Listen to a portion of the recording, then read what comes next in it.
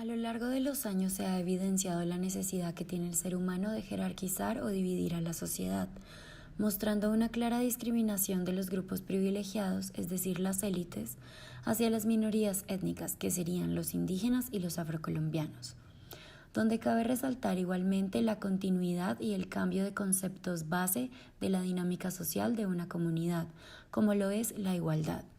Lo anterior hace que sea sencillo clasificar como dominante a un sector de la población específico y marginar automáticamente al resto. El papel de los indígenas en el territorio colombiano ha presentado cambios importantes a través de la historia. Dichos cambios se pueden discutir con base en dos perspectivas diferentes. Por un lado está la manera en que los indígenas son percibidos por los llamados grupos civilizados y por el otro lado está la manera en que ellos se identifican dentro de la sociedad.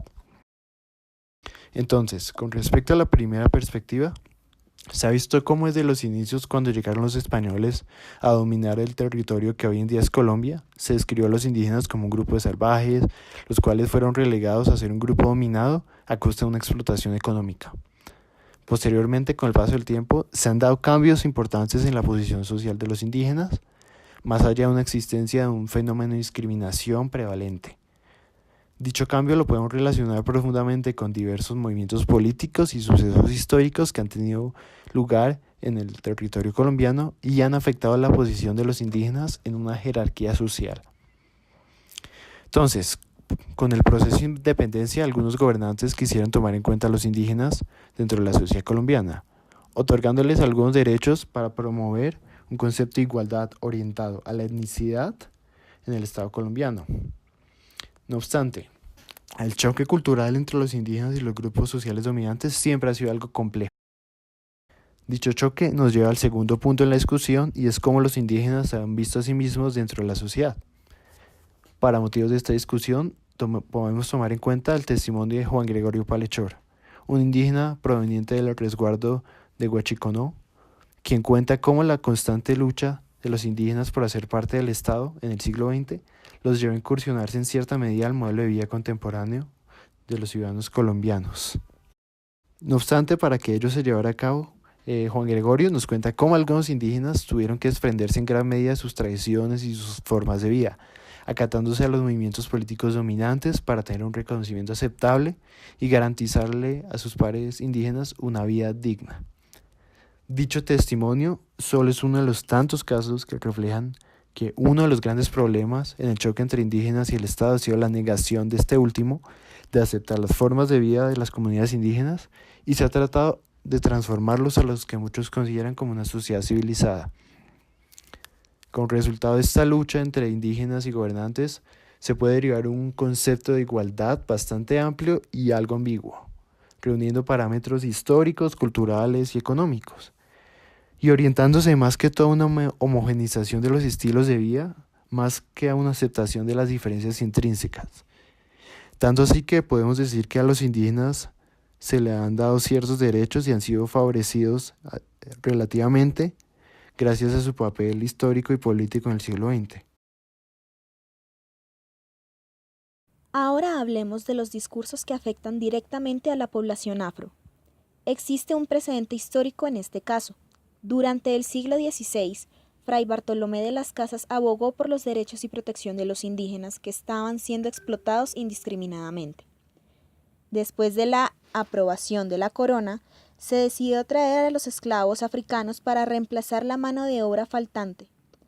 La justificación en este momento fue la humanidad de los indígenas y la posibilidad de salvar sus almas a través de la evangelización, algo que se pensaba imposible para el demonio negro en la época.